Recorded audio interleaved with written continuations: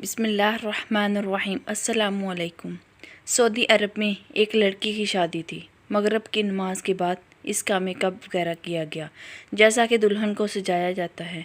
इसी असना में इस लड़की ने इशा की अजान सुनी। इसने नीचे जाने से पहले इशा की नमाज़ पढ़ना मुनासिब समझा। लड़की ने अपनी माँ से कहा कि मैं वज़ू करके नमाज़ पढ़ने लगी हूँ।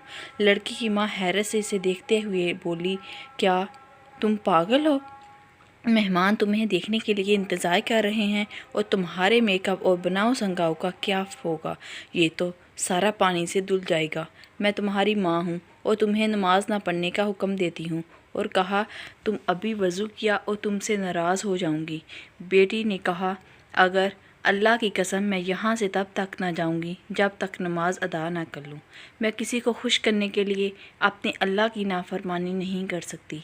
इसकी माँ ने कहा, मेहमान तुम्हें मेकअप के बगैर देखकर क्या कहेंगे? वो तुम्हारा मजाक उड़ाएंगे और तुम किसी को भी अच्छी नहीं लगोगी।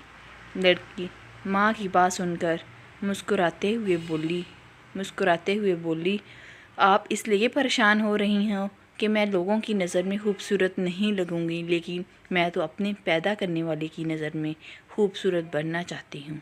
लड़की ने वज़ू किया जिसकी वजह से इसका सारा मेकअप उतर गया, लेकिन इसे मेकअप ख़राब होने का कोई अफसोस नहीं था और ना ही लोगों के अच्छा बुरा कहने का कोई ख्याल था, क्योंकि इसे लोगों से ज़्यादा अपने अल्लाह सुब्हाना ताला के सामने सरखरू होना था। इसने नमाज शुरू की। सजदा हालत में वो लुत्फ़ पाया जो कि कम लोगों को नसीब होता है। इसे तो पता भी नहीं था कि ये इसकी ज़िंदगी का आखिरी सजदा होगा। जी हाँ मेरे मोहतरम मुकर्रम कारीन कराम, वो लड़की हालत सजदा में अपने खालिक हकीकी से जा मिली। क्या खूबसूरत और अजीम इख्तिताम था। वो अल्लाह को करीब करना चाहती थी। अल्लाह अज़्ज़ वजल ने इसे इस हालत में सजदा में अपने करीब किया। यहाँ हर मुसलमान अल्लाह के करीब होता है। अगर तुम में से कोई इस लड़के की जगह होता तो क्या करता? नहायत माजरत के साथ यकीनन नमाज को ही छोड़ा जाता, जबकि ज़िंदगी का एक मिनट का भी भरोसा नहीं है।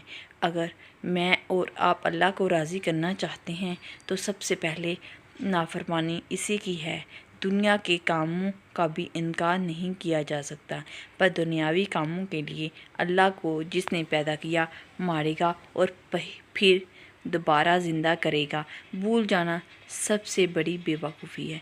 अगर मेरी वीडियो पसंद आती है तो लाइक करें, मेरे चैनल को सब्सक्राइब करें, बेल आइकन को प्रेस करें ताकि मेरी आने वाली वीडियो का नोटिफिकेशन आपको मिलता रहे। अगली वीडियो तक के लिए ओके, अल्लाह।